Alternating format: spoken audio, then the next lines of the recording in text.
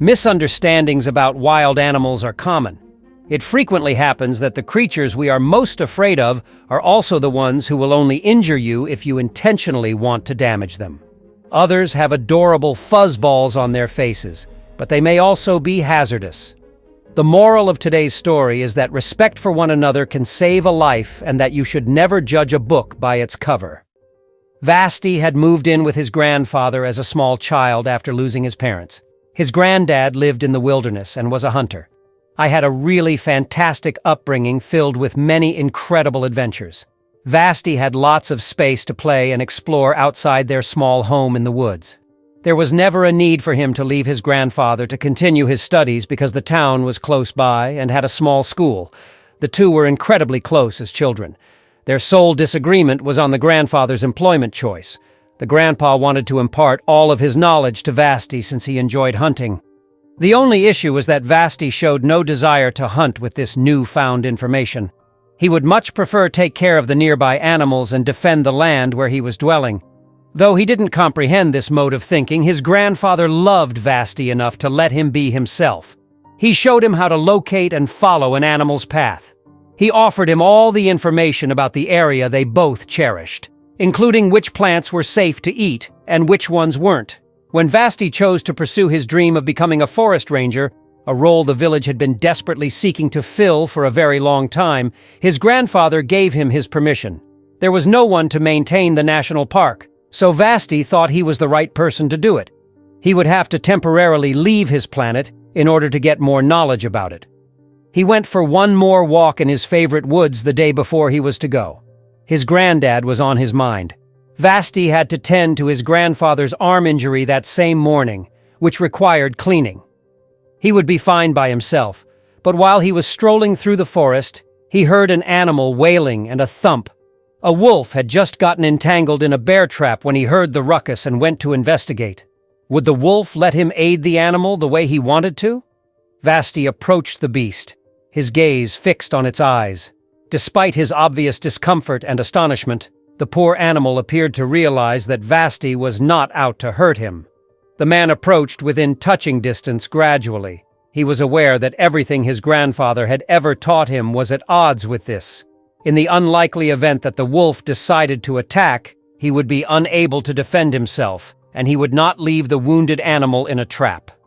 Vasti touched the release while maintaining eye contact, and the trap opened. The man continued to stare into the eyes of the wolf, but for some reason, he was not afraid. He felt at ease even in the presence of such a terrifying creature. They appeared to have forged a relationship of respect for one another. For an extended while, he did nothing more than sit there while tending to the creature. Abruptly, Vasti realized he still carried the ointment he had used to treat his grandfather in his pocket. It would help prevent infection and disinfect the wound. Would the wolf, however, let him treat to his wounds? Vasti edged nearer once again, gently. The wolf was shocked when he removed the ointment and opened the lid. Vasti talked softly to him, telling him that he was simply trying to be of assistance. Then he took up the wounded leg of the wolf. This is the point where everything may go awry. Breathing hard, he began applying ointment to the wound. Remarkably, the wolf waited for him to finish tending to them. The wolf then made his way to the edge of the forest. He pivoted, and once more, the human and the beast locked gazes. The wolf broke contact and fled into the forest, limping. Vasti had to go for his schooling, but he hoped the wolf would recover.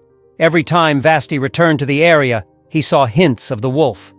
Vasti was glad to see that the wolf had fully recovered, since there appeared to be a unique relationship between man and beast. To ensure his grandfather was taken care of, Vasti visited his house frequently. His time at school flew by as he studied, checked in on his grandfather, and had some fun. Vasti was finally able to complete his education and return home. He was prepared to assume his new position as park ranger. But once more, his friend the wolf appeared to greet him as soon as he stepped foot on the territory. Vasti tried to leave the wolf little goodies throughout the time he saw him frequently. Although the wolf was capable of taking care of itself, Vasti had a unique link with it that might one day save a life. As Vasti's grandpa became older, he gave up many of the long-standing customs that he was very proud of for his grandson. Others, though, Vasti would simply have to get used to. They were both relieved to be back together, and soon got used to living as two people rather than as a dad and his child. Vasti was keen to absorb as much information as possible since he knew his grandfather still had a lot to teach him. He enjoyed meeting the residents of the surrounding town with whom he had grown up. While the majority of his friends had to go great distances to pursue their careers, he was able to return home. This was a luxury he always needed to treasure. He was welcomed with equal enthusiasm by the townspeople, and soon it seemed as though he had never left. Being employed as a park ranger fulfilled all of his expectations. To make sure that every animal in the park was taken care of, he collaborated closely with the neighborhood veterinarian.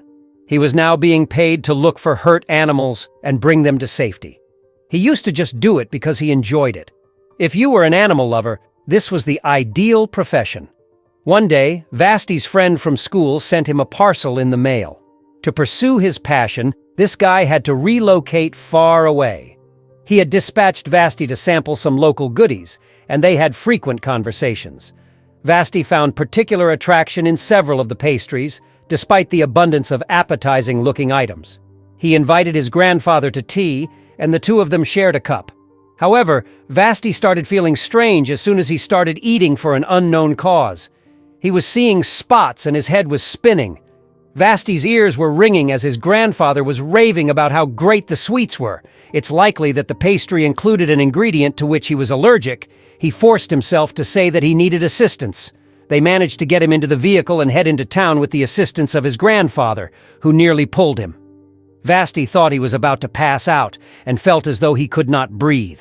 His granddad was in the physician's office, screamed for help and leaped out, but someone else appeared and said the doctor was attending to a delivery that was taking place hours away.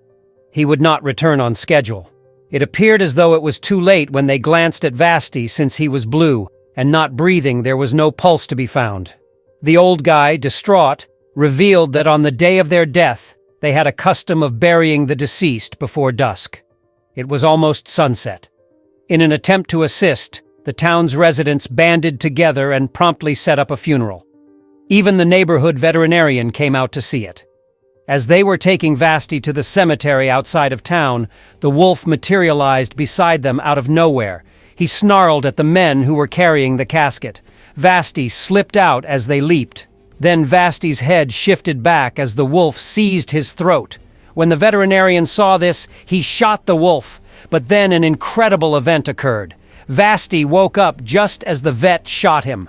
When the doctor returned to town, he hurried to investigate the ruckus and discovered that Vasti seemed dead due to swelling in his tongue and airways. The wolf had snagged Vasti's throat, tilting his head and opening them, letting him breathe. When Vasti saw the wolf laying still, she began to cry. The veterinarian gently clarified that the wolf was only sedated. The wolf and Vasti would soon be back on their feet. Each other had been saved.